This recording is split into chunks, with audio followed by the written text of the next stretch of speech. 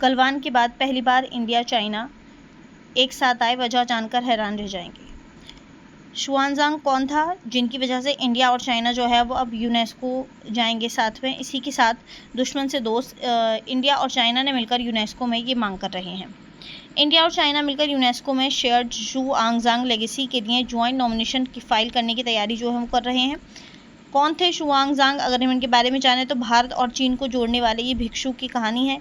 1400 साल पहले एक चीनी भिक्षु ने बिना गूगल मैप के, बिना पासपोर्ट के और बिना पैसे के जो है वो भारत से चीन तक ज्ञान का सिल्क रोड बना दिया था। शुआनजांग कौन थे? असली नाम जो है वो इनका शेन वी था या फिर शेन यी के नाम से भी इनको जाना जाता है, और भिक्षु बनने के बाद इन्होंने शुआनजांग अपना नाम जो है वो रख लिया था। अगर हम इनके जन्म की बात करें तो 602 AD में चीन के हैनान प्रांत में जो है वो इनका जन्म हुआ था।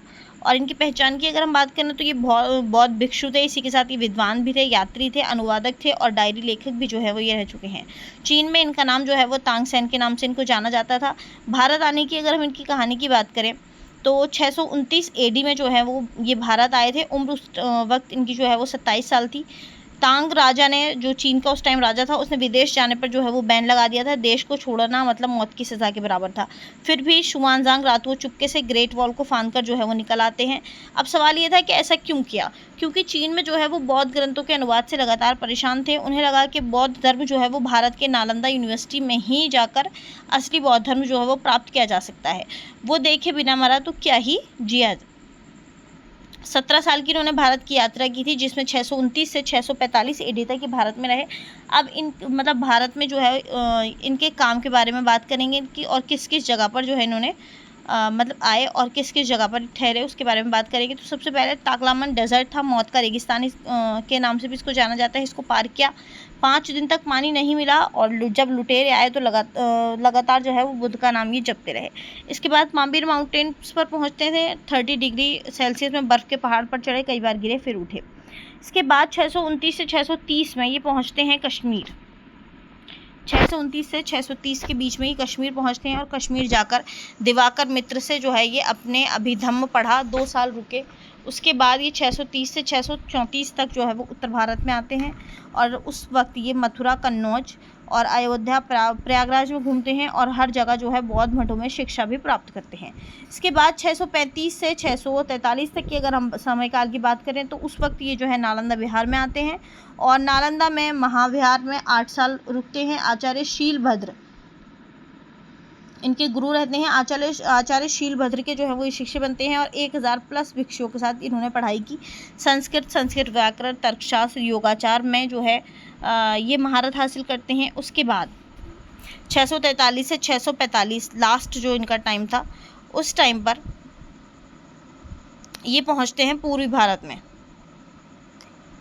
पूर्व भारत में ये पहुंचते हैं और बंगाल, उड़ीसा, आंध्र प्रदेश में घूमते हैं। चालुक्य राजा पुलकेशन द्वितीय से भी जो है वो इनकी मुलाकात होती है। यानी कि टोटल भारत में जो है ये उस टाइम पे 138 देशों का जिक्र इन्होंने अपनी diary Great Tang records on the western Regions, इनकी डायरी, इनके द्वारा लिखी गई डायरी है, उसमें इन्होंने 138 देशों और राज्यों के बारे में जो है वो बात की है।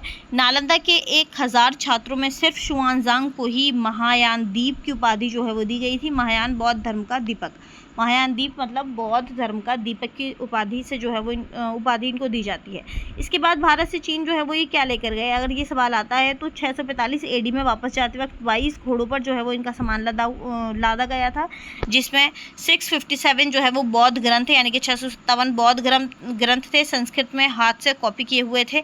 इसी के साथ बुद्ध की सोने और चांदी की मूर्ति भी अपने साथ लेकर गए थे, जो इस वक्त काफ़ी चर्चाओं का विषय भी बने हुई है। और इसी के साथ बुद्ध के अवशेष, दांत और बाल।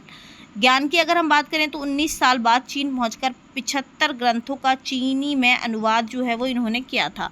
नतीजा इसका क्या रहा, तो चीन का बौद्ध धर्म जो है वो असली हो गया था। आज भी चीनी भिक्षु शुआनजांग के अनुवाद को ही पढ़ते हैं। भारत और चीन को जो है वो आज के समय में किस तरह जोड़ते हैं, तो इनकी किताब है great Tang records on the western regions. 7वीं सदी के भारत का GPS, यानी कि उस टाइम का जो भारत का GPS के नाम से भी इसको जाना जाता है। हर्षवर्धन का समयकाल था भारत में, नालंदा की लाइब्रेरी, भारतीय समाज, सब इसके अंदर जो है वो इन्होंने लिखा है। आज भी इतिहासकार इनकी डायरी को जो है वो पढ़ते हैं। सॉफ्ट पावर, चीन के हर बच्चे को पता है कि बौद्ध धर्म भारत की देन है। शुआनजांग ने ये ब्रांडिंग जो है वो कर दी थी।